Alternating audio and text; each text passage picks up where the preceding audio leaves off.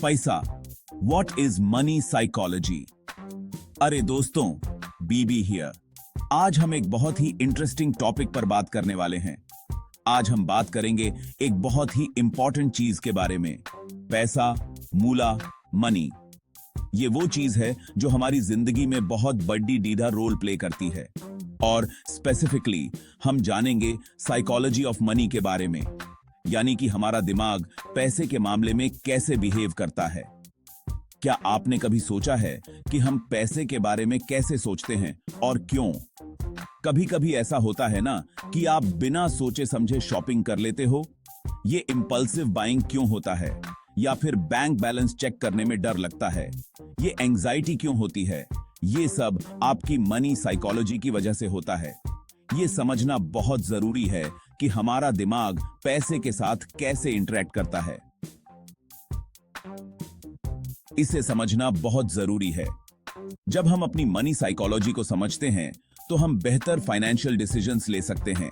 इससे हम अपने मेहनत की कमाई से स्मार्ट डिसीजंस ले सकते हैं। बजटिंग और प्लानिंग में भी मदद मिलती है। No more buyer's remorse, only smart money moves. Imagine हर डिसीजन सोच समझ कर लिया गया हो। तो चलो अपने दिमाग के सीक्रेट्स अनलॉक करते हैं और बनते हैं money masters. Ready? Let's go. आज से ही शुरू करते हैं और अपनी फाइनेंशियल जर्नी को बेहतर बनाते हैं। कभी सोचा है कि शॉपिंग करने के बाद आपको इतनी खुशी क्यों मिलती है? जब आप एक नई चीज खरीदते हैं तो आपका दिल खुशी से झूम उठता है, इवन इफ आपका वॉलेट थोड़ा रोए। ये एक बहुत ही कॉमन एक्सपीरियंस है और इसके पीछे एक साइंटिफिक रीजन है। हमारा दिमाग बड़ा ही फनी है। ये हमें छोटी छोटी चीजों में भी खुशी ढूंढने के लिए प्रोग्राम्ड करता है। हम जल्दी खुशी पाने के लिए प्रोग्राम्ड होते हैं। जब हमें कोई इनाम मिलता है, चाहे वो पैसे हों या कोई गिफ्ट, हमारा दिमाग डोपामिन रिलीज करता है। नई चीज खरीदने पर जो डोपामिन हिट मिलता है ना, वो हमें एक टेम्परेरी हाई देता है, जिससे हम बहुत खुश महसूस करते हैं। हमारा दिमाग उसे बहुत एंजॉय करता है, लेकिन ये खुशी टेम्परेरी होती है और हमें बार बार इसे पाने की चाहत होती है। लेकिन कभी कभी इसकी वजह से हम अपने लॉन्ग टर्म गोल्स, जैसे कि सेविंग करना या इन्वेस्टिंग करना, भूल जाते हैं। जैसे कि ड्रीम वेकेशन के लिए सेविंग करना या इन्वेस्टिंग करना भूल जाते हैं। ये शॉर्ट टर्म हैप्पीनेस हमें लॉन्ग टर्म बेनिफिट से डिस्ट्रैक्ट कर सकती है। दूसरी बात, हम अक्सर खुद को दूसरों से कंपेयर करते हैं। ये कंपैरिजन हमें और भी ज्यादा खर्च करने के लिए प्रेरित कर सकता है। अपने दोस्त को लेटेस्ट फोन यूज करते देखा? हो सकता है आपको भी लेने का मन करे। हो सकता है आपको भी लेने का मन करे, इवन इफ आपको जरूरत ना हो। ये एक बहुत ही कॉमन ह्यूमन बिहेवियर है, इवन इफ आपको जरूरत ना हो। इसलिए हमें अपने खर्चों पर ध्यान देना चाहिए। याद रखो, हर किसी का मनी जर्नी अलग होता है। हमें अपनी फाइनेंशियल सिचुएशन के हिसाब से डिसीजंस लेने चाहिए।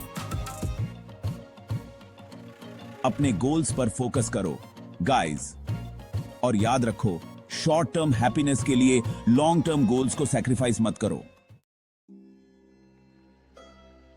पैसा और emotions, total love hate relationship. पैसे होते हैं तो खुश, नहीं होते तो स्ट्रेस। बिल्कुल रोलर कोस्टर राइड है। कभी ऐसा हुआ है कि बैंक अकाउंट चेक करने से डर लग रहा हो, या फिर खुश होने पर आप बहुत ज्यादा जेनरस हो जाते हो? हाँ, यहीं पर इमोशंस आपके फाइनेंशियल डिसीजंस को इन्फ्लुएंस कर रहे होते हैं। बात यह है, इमोशंस हमारी जजमेंट को क्लाउडी कर देते हैं। खुश होने पर ज्यादा स्पेंड कर सकते हैं, या फिर स्ट्रेस में इंपॉर्टेंट फाइनेंशियल टास्क्स को अवॉइड कर सकते हैं। द की, अपनी फीलिंग्स को पहचानो और उन्हें अपने मनी मूव्स को कंट्रोल ना करने दो। चलो कुछ मनी मिथ्स तोड़ते हैं, शैल वी? पैसे से खुशी नहीं खरीदी जा सकती। हालांकि ये बात कुछ हद तक सही है, लेकिन फाइनेंशियल सिक्योरिटी आपके स्ट्रेस को कम कर सकती है और आपको पीस ऑफ माइंड दे सकती है। इन्वेस्टिंग सिर्फ अमीर लोग करते हैं? बिल्कुल नहीं। आप छोटी शुरुआत कर सकते हैं और समय के साथ अपना वेल्थ बढ़ा सकते हैं। इसके बारे में बाद में बात करेंगे। एक और trap, get rich quick schemes. याद रखो, अगर कोई चीज सुनने में बहुत ही ज्यादा अच्छी लग रही है तो वो शायद सच नहीं होगी। वेल्थ बनाने में समय और मेहनत लगती है guys. Section 5 real talk money stories from your life. In this section, we dive deep into the personal experiences that shape our financial habits and decisions. हम सब इस सिचुएशन में रहे हैं, चाहे वो फाइनेंशियल स्ट्रेस हो या अनएक्सपेक्टेड एक्सपेंसेस, हम सब ने कभी ना कभी इसका सामना किया है। याद है जब आपने अपना पूरा पॉकेट मनी वीडियो गेम्स पर उड़ा दिया था? वो एक्साइटमेंट और बाद में आने वाला रिग्रेट, ये सब हमारे लर्निंग एक्सपीरियंसेस का हिस्सा हैं। या फिर महीनों सेव करके कुछ स्पेशल खरीदा था, वो सेटिस्फैक्शन और अचीवमेंट का फीलिंग, ये हमें सिखाता है कि पेशेंस और डिसिप्लिन का क्या महत्व है। ये एक्सपीरियंसेस हमारे मनी के साथ रिलेशनशिप को शेप करते हैं। हम कैसे बजट करते हैं, कैसे सेव करते हैं और कैसे स्पेंड करते हैं, ये सब हमारे पास्ट एक्सपीरियंसेस से इन्फ्लुएंस्ड होते हैं। अगर आप फाइनेंशियल स्ट्रगल्स के साथ बड़े हुए हैं तो आप अपने फाइनेंसेस को लेकर ज्यादा कॉशियस हो सकते हैं। आप हर खर्च को केयरफुली प्लान करते हैं और अननेसेसरी एक्सपेंसेस से बचते हैं। या अगर आपने अपने फैमिली को स्मार्ट इन्वेस्टमेंट्स करते देखा है तो आप भी ऐसा करने के लिए इंक्लाइंड हो सकते हैं। आप रिस्क लेने से नहीं डरते और लॉन्ग टर्म बेनिफिट्स को समझते हैं। अपनी स्टोरीज शेयर करना इंपॉर्टेंट है। इससे हम एक दूसरे से सीखते हैं और यह रियलाइज करते हैं कि इस मनी जर्नी में हम अकेले नहीं हैं। जब हम अपनी फाइनेंशियल जर्नीज शेयर करते हैं तो हम एक सपोर्टिव कम्युनिटी बनाते हैं। हम अपने एक्सपीरियंसेस से दूसरों को इंस्पायर कर सकते हैं और खुद भी नई चीजें सीख सकते हैं। इससे हमें एक सेंस ऑफ बिलोंगिंग मिलता है और हम अपने फाइनेंशियल गोल्स को कॉन्फिडेंटली परस्यू कर सकते हैं।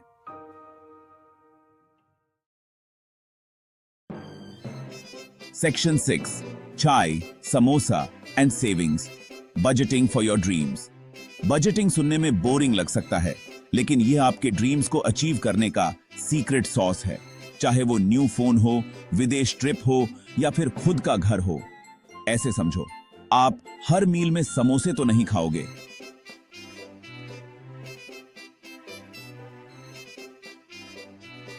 आपको बैलेंस्ड डाइट चाहिए, पैसे के साथ भी सेम। अपने इनकम और एक्सपेंसेस को ट्रैक करो। देखो आपका पैसा कहां जा रहा है, फिर उसे वाइजली एलोकेट करो। नीड्स, वांट्स, सेविंग्स, सही बैलेंस ढूंढो। Section 7 investing 101 growing your money like a pro. याद है जब आपके पेरेंट्स आपको शगुन का लिफाफा देते थे? इन्वेस्टिंग भी वैसा ही है, लेकिन आपके रिलेटिव्स की जगह आपका पैसा आपके लिए काम करता है। यह बीज बोने जैसा है।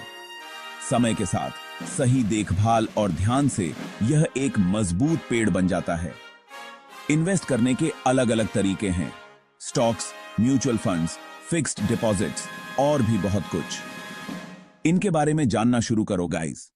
जितनी जल्दी शुरू करोगे, आपके पैसे को ग्रो होने के लिए उतना ज्यादा समय मिलेगा।